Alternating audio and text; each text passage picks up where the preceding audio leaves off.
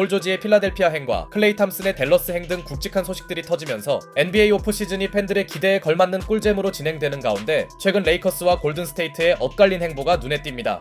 우선 레이커스는 콜스와 이별이 확정적이었던 탐슨형 입전에 뛰어들었고 실제로 르브론은 상당한 페이컷이 가능하다는 의견을 표출하며 프런트진에게 사실상 로스터 보강을 해달란 압박을 전했으나 결과적으로 탐슨의 선택은 레이커스가 아닌 댈러스였습니다.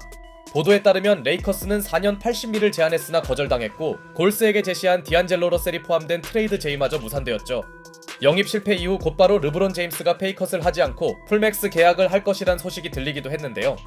이러면서 레이커스가 현재까지 오프시즌에 한 무브를 하고는 다소 뜬금없는 맥스 크리스티의 4년 32밀 연장 계약 체결과 JJ 레딕의 감독 선임 외에는 전무한 실정입니다. 그러나 레이커스가 이렇게 오프시즌을 마무리할 팀은 아니겠죠. 현재 그들이 노리고 있는 선수는 크게 3명으로 압축되는데요. 바로 더마 드로잔과 제라미 그랜트 그리고 도리안 피니스미스입니다. 이미 시카고가 알렉스 카루소를 보내면서 리빌딩 노선을 걷고 있기에 현재 FA 신분인 더마 드로잔이 시카고와 재계약할 가능성은 적습니다. 때문에 이번 시즌에 평균 24득점을 48%의 야투율로 넣어주며 미드레인지의 강자임을 여전히 증명 중인 드로잔은 윈나우를 추구하는 팀들의 주요 타겟으로 거론되었는데요. 드로잔이 LA 출신임에 반영되었는지 클리퍼스와 레이커스가 드로잔 영입 경쟁의 선두주자로 언급되는 중입니다. 폴 조지를 사실상 잡지 않는 스탠스를 취했던 클리퍼스는 이미 댈러스의 수비 핵심으로 활약했던 데릭 존스 주니어와 클리퍼스에서 오래 뛰었던 니콜라스 바툼을 재영입하는 등 폴 조지의 공백을 최소화하기 위해 달리는 중이며 최근 제임스 하든과도 2년 70일 재계약을 맺었습니다. 그만큼 다음 시즌부터 펼쳐질 세구장 시대를 준비 중인데요. 여기에 더마 드로잔이 합류한다면 조지의 이탈은 큰 문제가 없겠죠. 물론 레이커스 또한 드로잔에게 적극적인 구애를 보내고 있습니다. 한때 르브론의 페이컷 이후 미드레벨 익셉션을 제시할 거란 말도 나왔으나 직전 시즌까지 30밀에 가까운 연봉을 받았으며 아직까지도 건재한 기량을 과시하고 있는 드로잔이 13밀 정도에 해당하는 미드레벨 익셉션을 수락할 가능성은 제로에 가깝죠. 결국 레이커스가 더마 드로잔을 영입하기 위해선 시카고 불스와 사인앤트레이드 형식으로 가야 하는데요. 굳이 애매한 선수들을 받을 이유가 없는 시카고가 과연 레이커스가 원하는 대로 해줄지는 미지수로 보입니다. 결과적으로 레이커스의 드로잔 영입은 쉽지 않아 보이며 최근에는 드로잔과 마이애미가 서로 관심이 있단 말까지 나오는 등 드로잔 사가는 시간이 걸릴 것으로 생각됩니다. 현실적으로는 그 외에 언급되는 그랜트와 핀니 스미스만 데려와도 레이커스가 소문만 무성할 뿐 별다른 보강을 하지 못하자 르브론 제임스가 현재 상황에 짜증이 났다는 말까지 나오는 등 아직까지 레이커스의 오프시즌 행보는 상당히 좋지 않아 보입니다. 언뜻 보면 레이커스가 NBA 최고 명문 중 하나가 맞는지도 의문이네요. 그리고 오늘 새벽 르브론 제임스가 2년 맥스 계약을 맺으면서 이제 레이커스는 트레이드가 아닌 다른 방식으로는 크게 의미 있는 선수 보강을 하기 어렵게 되었습니다. 과연 그들의 오프시즌이 이대로 끝날지 지켜봐야겠네요. 반면 골든스테이트는 적극적인 선수 영입에 한창입니다. 이미 크리스 폴과 이별을 선택했던 데 이어 클레이 탐슨과도 결별하며 컷탐그 시대의 종말을 선언한 그들은 일단 윈나우 행보를 이어나가고 있습니다. 스테픈 커리의 기량이 점점 내려가고 있는 건 사실이긴 하나 커리 에라가 끝날 때까지 플레이오프 진출이 가능한 전력만큼은 유지하고 싶다는 게 골스 프런트진의 생각으로 보이는데요. 이것을 노린 것인지 앞서 말했듯 리빌딩 노선을 선택한 시카고가 골든스테이트와 잭라빈 트레이드 협상을 진행 중이란 소식은 크리스 폴 웨이브 시점부터 터져 나왔습니다. 보도에 따르면 시카고는 잭라빈을 내주는 대가로 골스에게 앤드류 위긴스와 크리스 폴을 받는 트레이드를 제안했고 골든스테이트는 이를 거절했다고 하는데요. 시카고 입장에선 연평균 40밀 이상을 받으며 3년이나 남은 라빈을 어떻게 해서든 타팀에 보내고 싶은 입장이며 골스로서는 아무리 경쟁력 있는 로스터 구축이 필요하다 해도 라빈의 거대한 잔여 계약 규모는 분명 부담되겠죠. 한편 골든스테이트는 레이커스와 달리 의미 있는 보강에 성공 중인데요. 우선 3일 오전에 클레이 탐슨을 보내며 받은 TPE를 사용하며 카일 앤더슨을 데려왔다는 소식이 나왔습니다.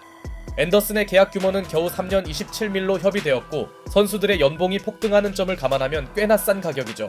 비록 순수 스피드는 리그에서 손꼽을 정도로 느린 편이며 3점 능력이 약하다 보니 툭하면 상대에게 세깅당하긴 하나 BQ를 바탕으로 한 플레이는 스티브 커 감독이 좋아할 유형이기에 골든스테이트에서 주전과 백업을 오가며 보탬이 될 전망입니다.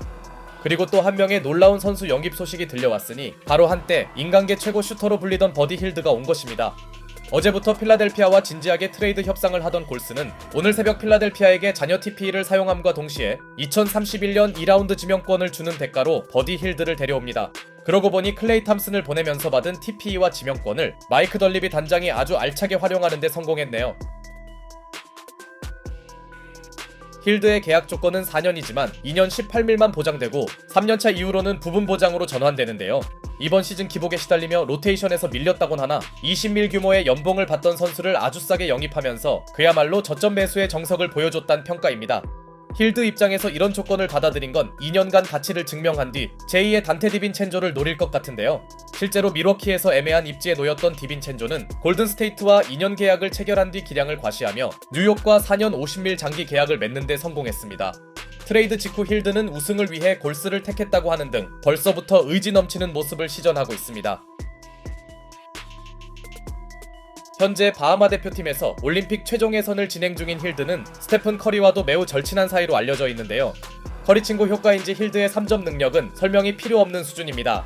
16년에 데뷔한 힐드의 커리어 3점 성공률은 40%에 달하며 그는 최근 4시즌 기준으로 리그에서 두 번째로 3점을 많이 넣은 선수죠. 특히 슈터의 기본 중 하나인 와이드 오픈 3점 성공률에선 지난 시즌에 47%, 이번 시즌에는 48%를 기록했으며 클레이 탐슨이 이번 시즌 와이드 오픈에서 37%에 그친 걸 감안할 때 적어도 3점 하나만 보면 힐드가 탐슨에 밀릴 건 없어 보입니다. 물론 이런 외곽에도 그가 필라델피아 로테이션에서 밀린 건 활동량에 비해 실속 없는 수비 문제가 존재했는데요.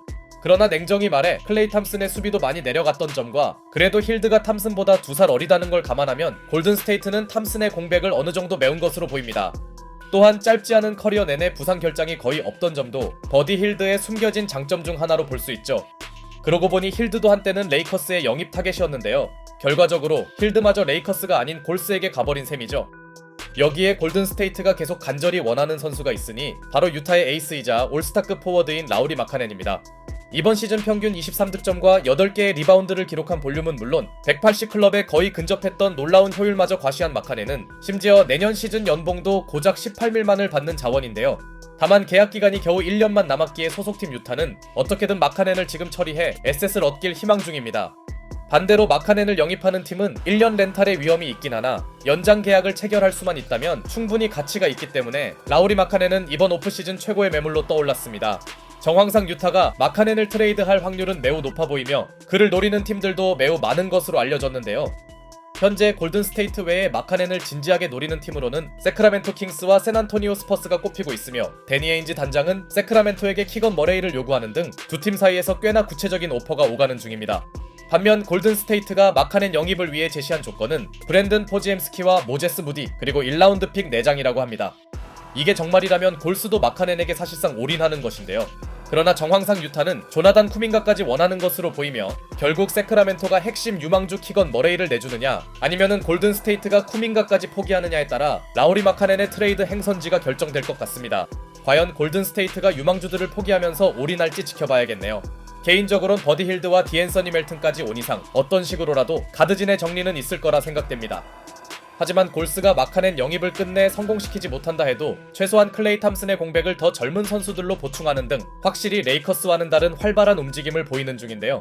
개인적으로 수비 불안과 별개로 커리와 힐드가 쌍포를 이루는 골든스테이트의 화끈한 외곽 농구를 기대해봅니다. 스테픈 커리의 은퇴 전까지는 윈나우를 이어나가기로 결심한 골든스테이트.